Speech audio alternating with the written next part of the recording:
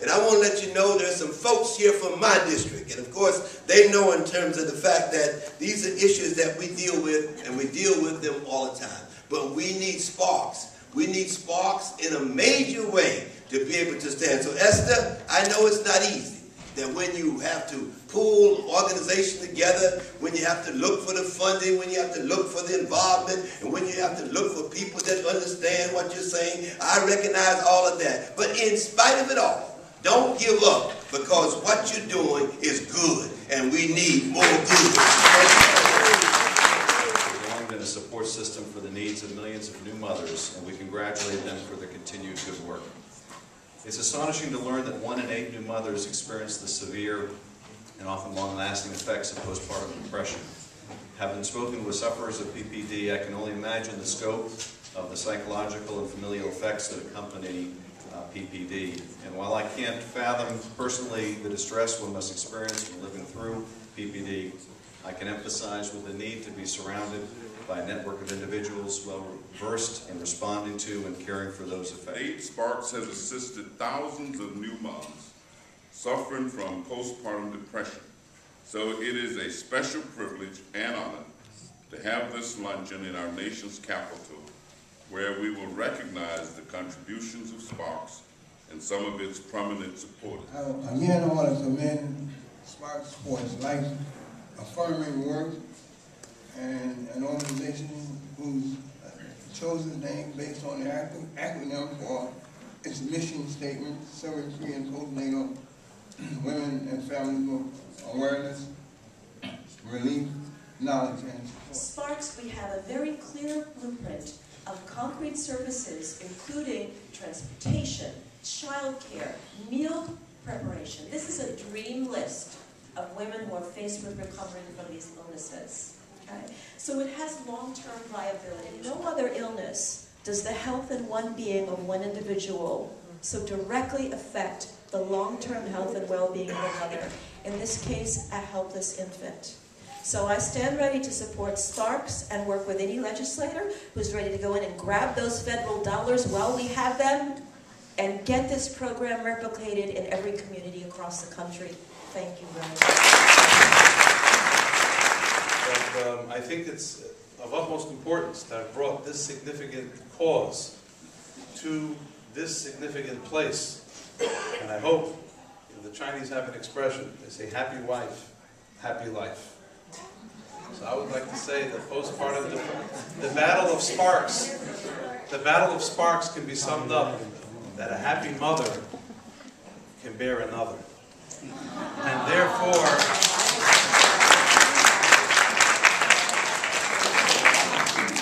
I hope that Sparks will bring a blessing to so many people who will find the rejuvenation and the nurture that they need so that the world can continue to bring forth good people, wonderful people, not only for the Jewish people, but for all of mankind.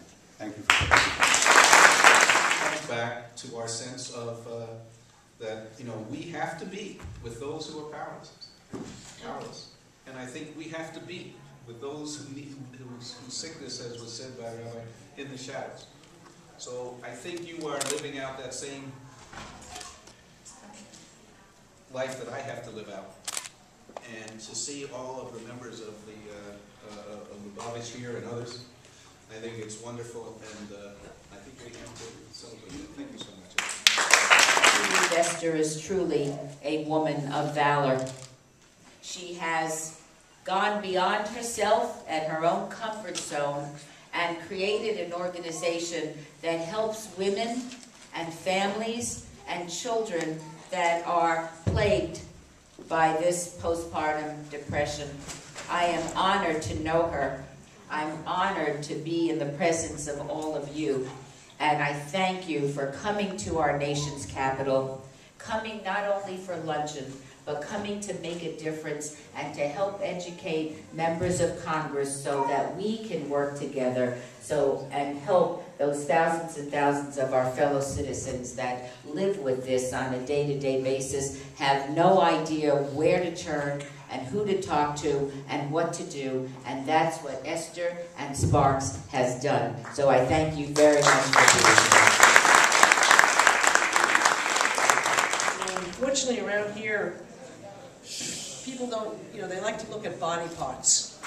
When I first got here, being a nurse, they said, you gotta look at this disease and that disease. No, you need to look at the person, who they are, and treat that person as a whole. Because usually if they're suffering from one, there's something else affecting them too. We all know, hopefully we all know, when something is affecting the mind, it does affect the physical body. And this is the education that we need to teach. But more than that, it needs to be known out there that it's treatable. And what you're doing is reaching out to some people in the toughest times of their lives, looking for help. That little light for someone to be there. So I congratulate you for your work. It's very courageous of you doing this. And it's courageous because, to be very honest with you, I'm thrilled to see so many men in this room. Because it's the woman that talks to the woman. But it's the men in this room that can make such a difference in your community. I thank Ed Towns for acknowledging my history as a social worker anyway. It's actually good background as a member of Congress, I have to say, it really is. I do understand that what we do in public policy really makes a difference in helping families be able to support themselves and meet their responsibility. And I will just do a little political footnote here that as we struggle with really important decisions over these next few months, about what the role of federal government is, what the role of state government and local governments are, that the support for human services, support for families, and particularly support for children, well, the money doesn't just come from nowhere. We do this together. It is about being a community, certainly as part of the Jewish community, but it's also as a broader community for all of us. So I thank you for reaching out even beyond the Jewish community and helping to raise awareness on the issue of postpartum depression and be supportive of the kind of services that matter to families. So thank you for strengthening our community. Thank you for helping to strengthen this country. And it's good to be with you. About this problem. It's my honor now to introduce one of your honorees, Rabbi Abadi,